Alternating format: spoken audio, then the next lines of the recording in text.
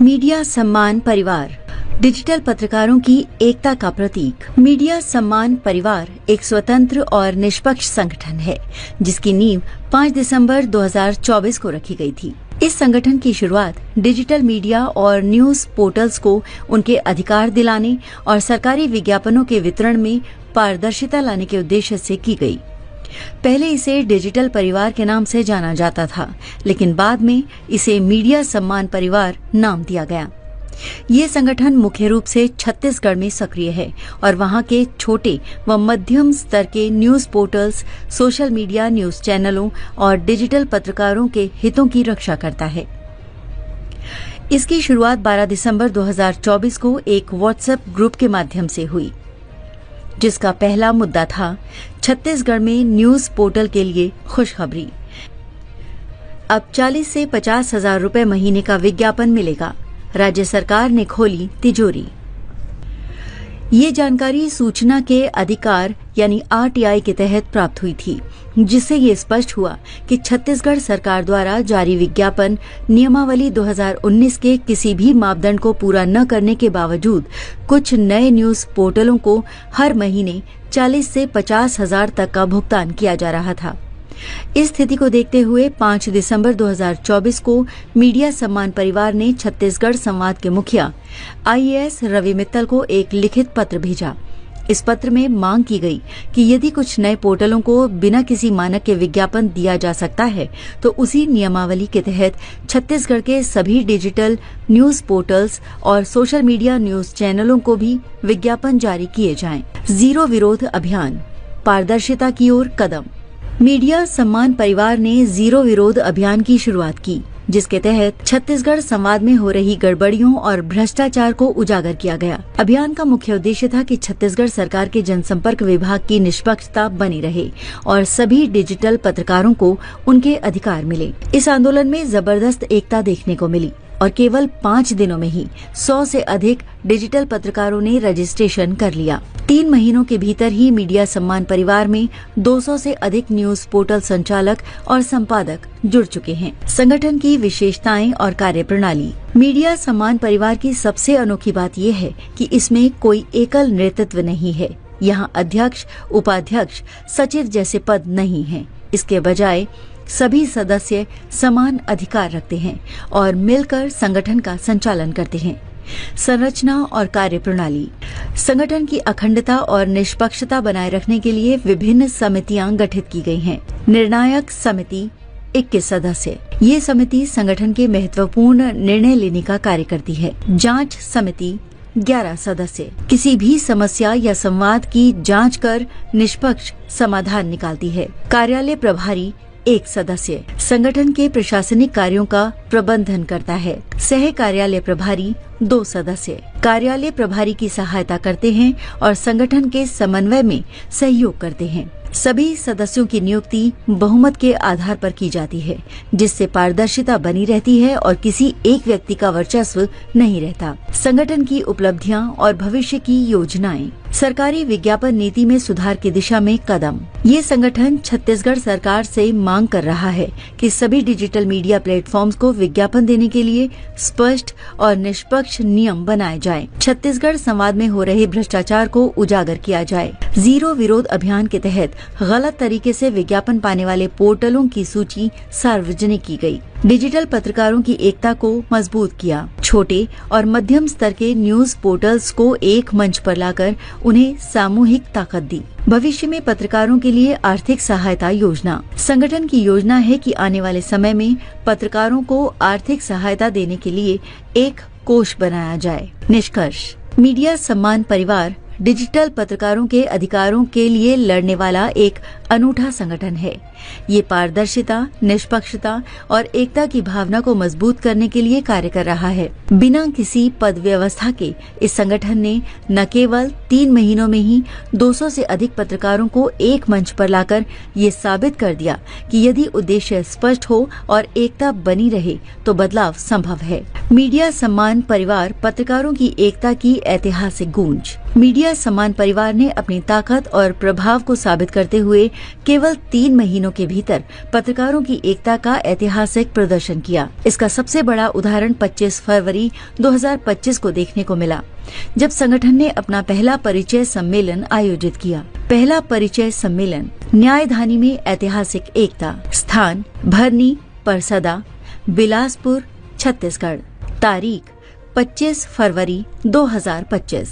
ये आयोजन छत्तीसगढ़ के डिजिटल मीडिया इतिहास में एक मील का पत्थर साबित हुआ, जिसमें 100 से अधिक सोशल मीडिया संचालकों और संपादकों ने अपनी उपस्थिति दर्ज कराई। इस सम्मेलन ने राज्य में डिजिटल पत्रकारों की एकता को मजबूती से दर्ज किया और सरकार को ये संदेश दिया कि अब डिजिटल मीडिया की उपेक्षा नहीं की जा सकती। विधानसभा में गूंजी डिजिटल मीडिया की आवाज। परिचय सम्मेलन के प्रभाव और मीडिया सम्मान परिवार की बढ़ती ताकत का असर छत्तीसगढ़ की विधानसभा में भी देखने को मिला। पंडरिया विधानसभा क्षेत्र की विधायक भावना बोहरा ने सत्ता पक्ष की ओर से छत्तीसगढ़ संवाद में हो रहे भ्रष्टाचार और डिजिटल मीडिया के हक को लेकर आवाज उठाई।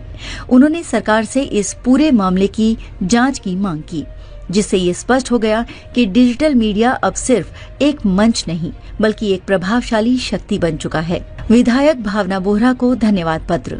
मीडिया सम्मान परिवार के सभी सदस्यों ने विधायक भावना बोहरा के इस साहसिक कदम का स्वागत किया और उनका आभार व्यक्त करने के लिए 22 मार्च 2025 को पत्र क्रमांक MSP 017 के माध्यम से आधिकारिक धन्यवाद पत्र भेजा। इस कदम से ये साफ हो गया कि डिजिटल पत्रकारिता को अब नजरअंदाज नहीं किया जा सकता और पत्रकारों की एकता सरकारी तंत्र में बदलाव लाने की ताकत रखती है। आगे की राह। सरकारी विज्ञापन नीति में सुधार की मांग। छत्तीसगढ़ संवाद में चल रही अनियमितताओं की जांच।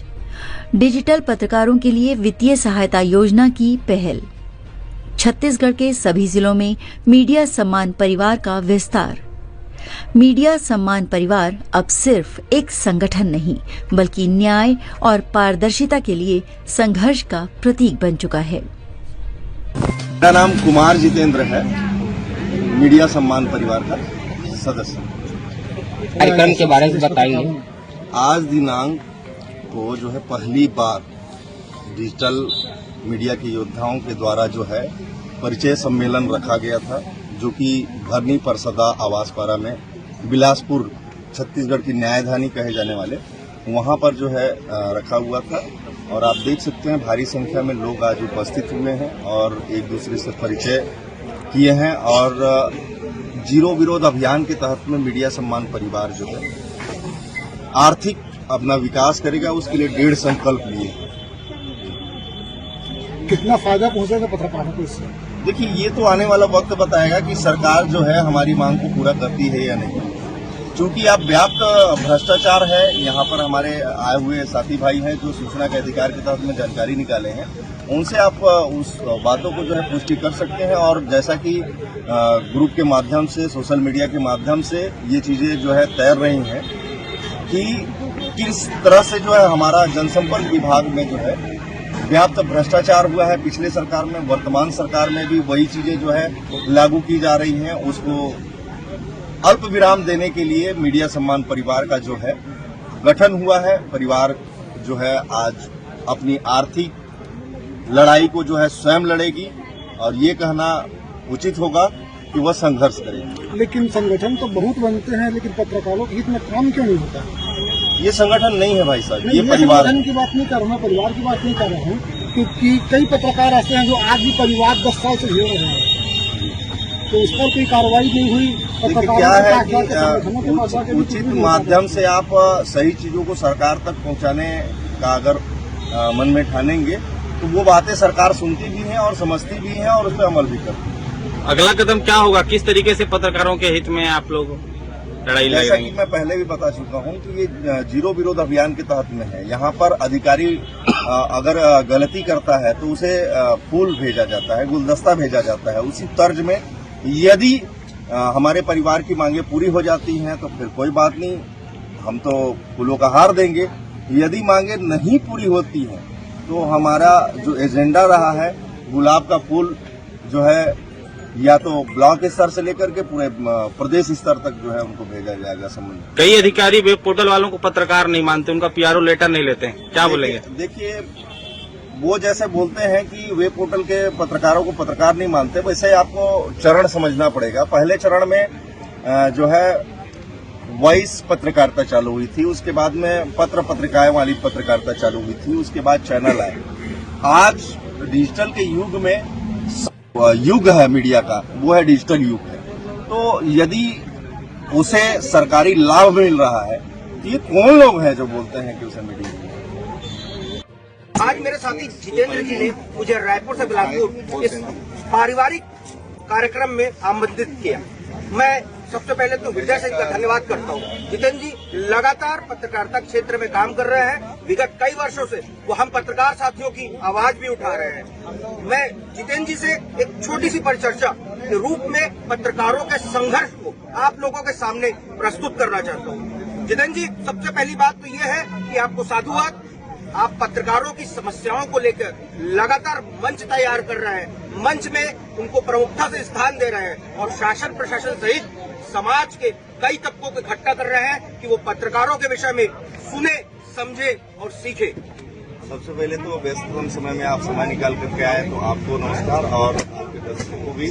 और छत्तीसगढ़ की तमाम जनता जानती है इस बात को कि आखिरकार जो है अर्थ बिन सब व्यर्थ होता है। आज मझौले छोटे जितने भी वेबसाइटें हैं और उनको जो जिस तरह से अनदेखी किया जा रहा है सरकार के द्वारा, उन्हीं की मांगों को लेकर के आज ये सब एकत्रित हुए हैं कि हमारी जो मांग है वो सरकार तक पहुंचे और शालीनता से हमारी मांग को पूरा करें। जितेंद्र, सबसे बड़ी बात यह है कि ये डिजिटल युग है। आज सब कुछ मोबाइल के छोटे से बक्से में समाहित हो गया है। प्रिंट के लिए कॉस्ट बहुत ज्यादा होती है, प्रिंटिंग में संसाधनों की आवश्यकता ज्यादा होती है। लोगों के पास समय नहीं है कि वो टीवी चैनलों के सामने बैठ के समाचार, एकत्रित समाचारों को देख सके।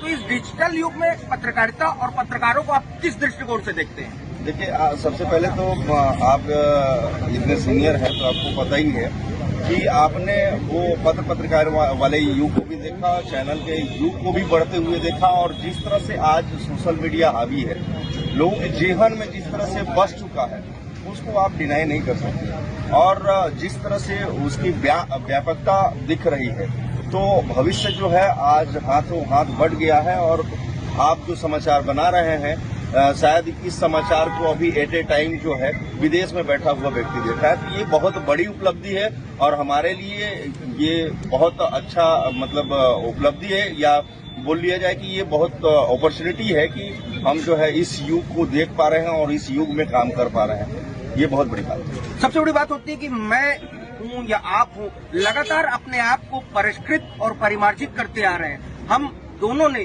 उस युग को भी देखा है, प्रिंट का हो, इलेक्ट्रॉनिक का हो या आज डिजिटल का युग है। तो आप अपने साथी पत्रकारों के लिए कोई संदेश देना चाहेंगे कि वो अपने आप को लगातार परिमार्जित और अपने ज्ञान को बढ़ा सके?